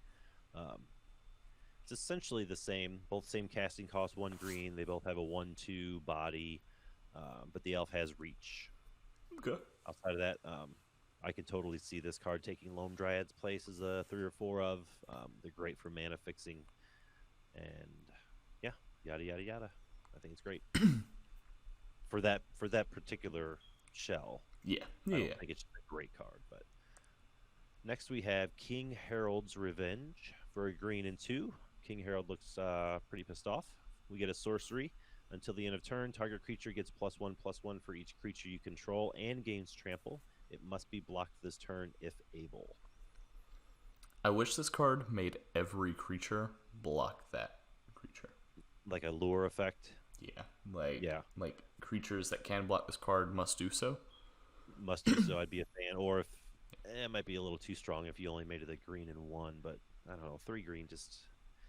There's a huge difference between a green and 1 and a green and 2. Yeah. It feels infinitely bigger than just 1. Yeah. I don't know. I think, obviously I don't know the storyline of this set, but it would also be more flavorful if every part of opposition, like the opposition, just got obliterated by King Harold. That would be great. Because it seems like what they're going for, right? Is like King Harold is just exacting his revenge, but he's like exacting his revenge on like a 1/1 soldier. Right. Come on, man. We will destroy the pretenders and reclaim the divinity of Inir. That sounds pretty serious for just taking out one person. Yeah. Like I want the ground flattened and turned to ash in his revenge. All right. Win a ticket if you can tell me who the pretenders are. As in, we will destroy the pretenders. Yes. Not like a band or something like that. Right. Up next, we have Mammoth Growth for 2 generic and a green. Target creature gets +4/+4 until end of turn. It foretells for a green. Yeah. Maybe Stompy. I know I saw a lot of people throwing this, seeing if it's stuck to the infect wall. I'm not sure if infect wants it or not, but I'm sure it's going to be something that people play with right off the bat. But I think it'll quickly dwindle. I agree with you. Next, we have Masked Vandal, another popular one that was when it was spoiled. For a green and 1, we get another Shapeshifter. Changeling. When Masked Vandal enters the battlefield, you may exile a creature card from the graveyard you control, you may exile a creature card from your graveyard. If you do, exile target artifact or enchantment an opponent controls, and it's a 1/3. I think this is very strong in multiple decks, especially Tortured Existence, because it's not exile artifact or enchantment until Masked Vandal leaves the battlefield. It's just they are straight up gone. I think this card is in my like top like 6 or 7 cards for the set. Yep, I agree. I guess I'll go outside of the lands, obviously. Well, yeah. I'll go ahead and say now that I think that this set has a lot more strong cards than most just normal expansion sets. Yep. Yeah, this is there's a lot of power here for a standard set. Yeah. At least at the common level. Yeah. Then up next we have Ravenous Slindworm for 4 generic and 2 green. You get a 6/6 worm. Whenever it enters the battlefield, you gain 4 life. Yep. Up next. Roots of Wisdom for a green and 1. It's a sorcery. Mill 3 cards, then return a land or an elf card from your graveyard to your hand. If you cannot, draw a card. If you cannot, draw a card. This card is a wild ride. This is a wild ride. I feel kind of nauseous after reading it. There's a lot going on. Mill 3 cards, return a land card or an elf card to your hand. If you cannot, draw a card. Could this be played in like in the elves deck, like in the sideboard, like in like removal heavy matchups or something like that? Yeah, I guess it could if you're looking for a specific elf. Yeah. I don't know. I don't play much elves, if any. I don't really either, but just off the top of my head, if you're specifically looking for Priest of Titania, this kind of helps you dig for it. Yeah. That's as far as I'm willing to put my neck out there for elves, because I don't know a lot about the deck. Next we have Sarulf's Packmate. A green and 3 for a 3/3 wolf. When Sarulf's Packmate enters the battlefield, you draw a card, and it has Foretell for green and 1. It's fine. It's a wolf. It's fine. It's got sweet art, sweet gas station, wolf T-shirt art.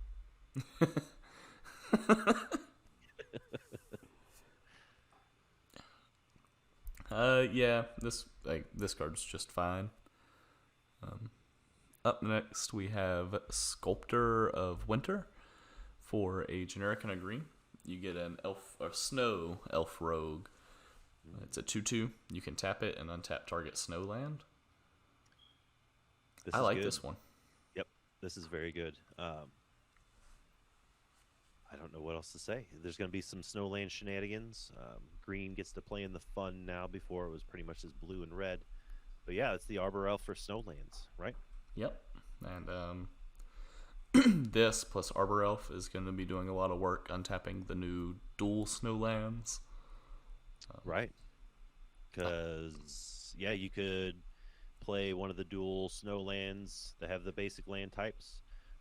Tap it for mana, use this Elf Rogue to untap it, tap it again for mana, use the regular Arbor Elf to untap it, tap it again. You get 3 or 4 uses out of one land. That's going to be not shenanigans at all. Yep. I'm excited for that one. I am too. It's very powerful. Yeah. Next we have Snakeskin Veil for a single green. It's an instant. Put a +1/+1 counter on target creature you control. It also gains hexproof until the end of turn. We have this effect quite a bit. It's fine. I don't know. I'd rather just cast a creature with hexproof, but yeah, it's fine. Now I will say the permanent +1/+1 counter. Do we get that effect pretty often alongside the hexproof? Yes, alongside the hexproof. That I'm not sure. Because that's something that's sort of exciting to me for like the infect decks, because it's like, well, now you can create your creature to a 2/2 and blank their removal. Yeah, I think having the +1/+1 permanent counter, that's different. That's something new that we haven't got before. Because we have stuff like Ranger's Guile, which is, an instant. Target creature gets +1/+1 and gains hexproof, but that's not a +1 counter.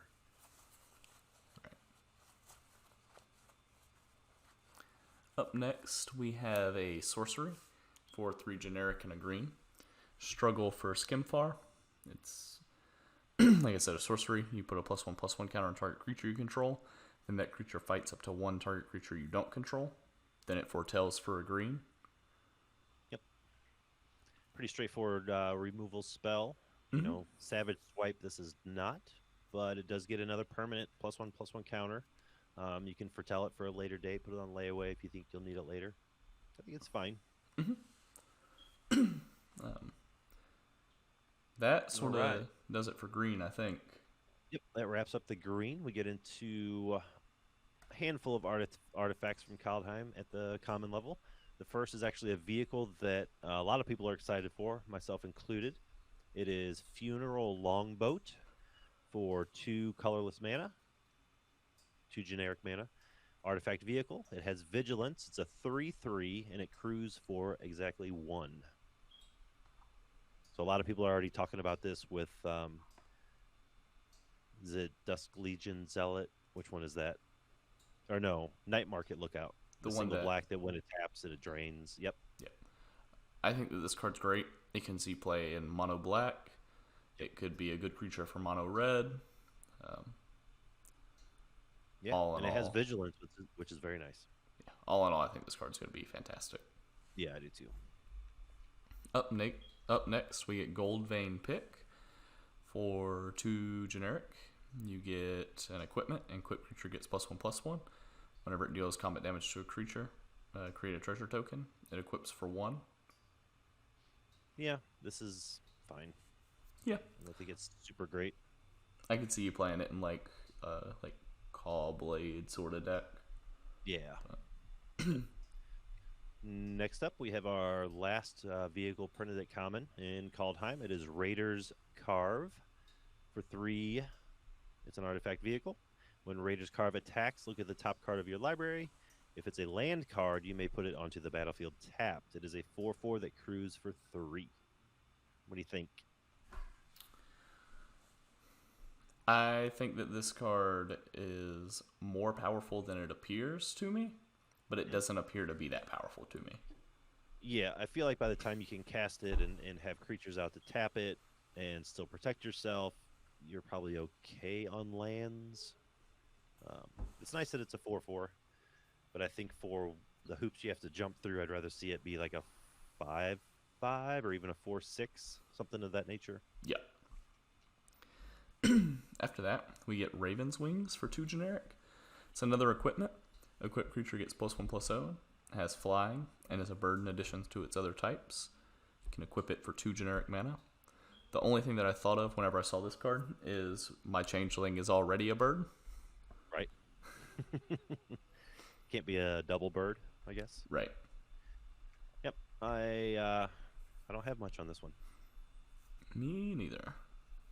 Next up is actually probably the most interesting artifact we've gotten so far. Scorn Effigy for 3 mana. It's an artifact creature Scarecrow. It's a 2/3, and it foretells for 0. But the foretell cost to exile it is still 2, so the turn you want to cast this from exile, you've actually only spent 2 mana on it. Mm-hmm. I think that's going to be stronger than people realize. I don't think it's going to be meta-defining or anything of that nature, but it will get abused. I think there will be some decks that can put it to good use. I agree with you. So that sort of does it for our artifacts. Yep. After that, the rest of the colorless cards are just lands. Instead of going each individual one, I'll say that most of them are snow lands that enter the battlefield tapped, and they all have like a land type, like a basic land type. So there's Plains Island, Island Swamp, Swamp Mountain, so on and so forth. Dual snow lands. Yeah. Wow. I think that these are going to be really powerful. Very powerful.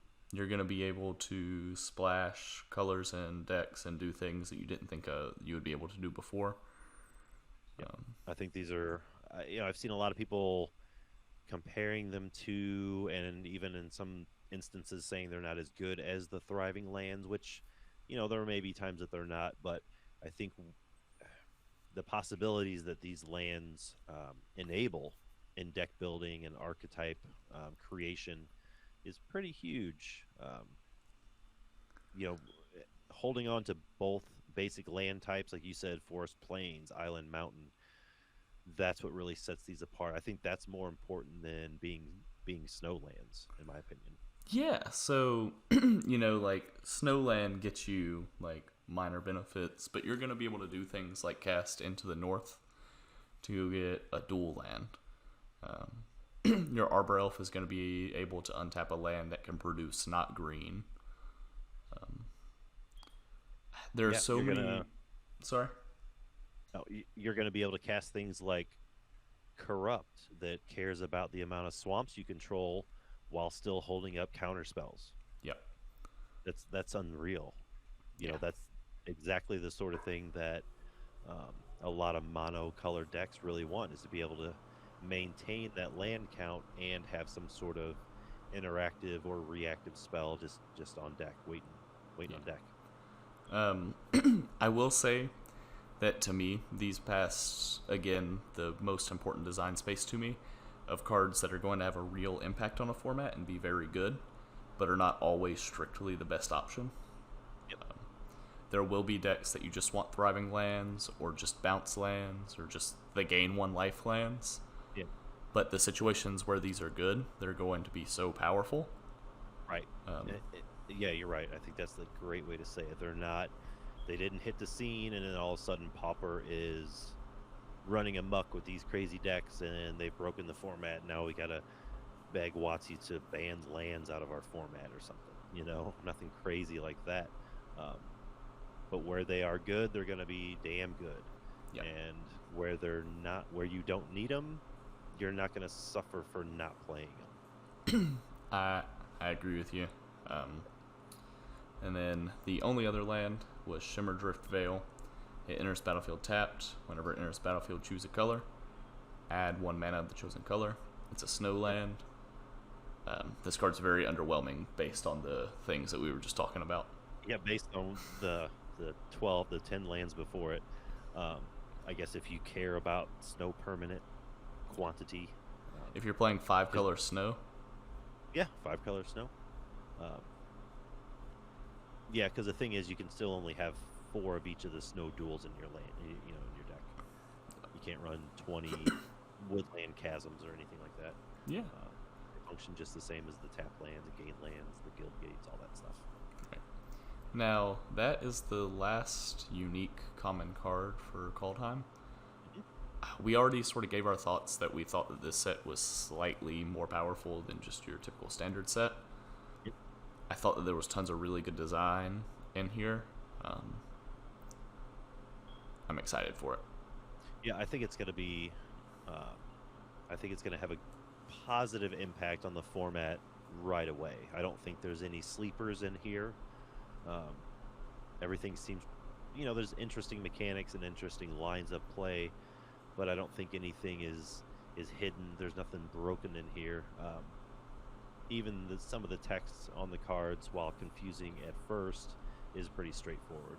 You're either going to want to play it, or you're not going to want to play it at all, or it's going to have to be really brewed with to find even a possible home for it.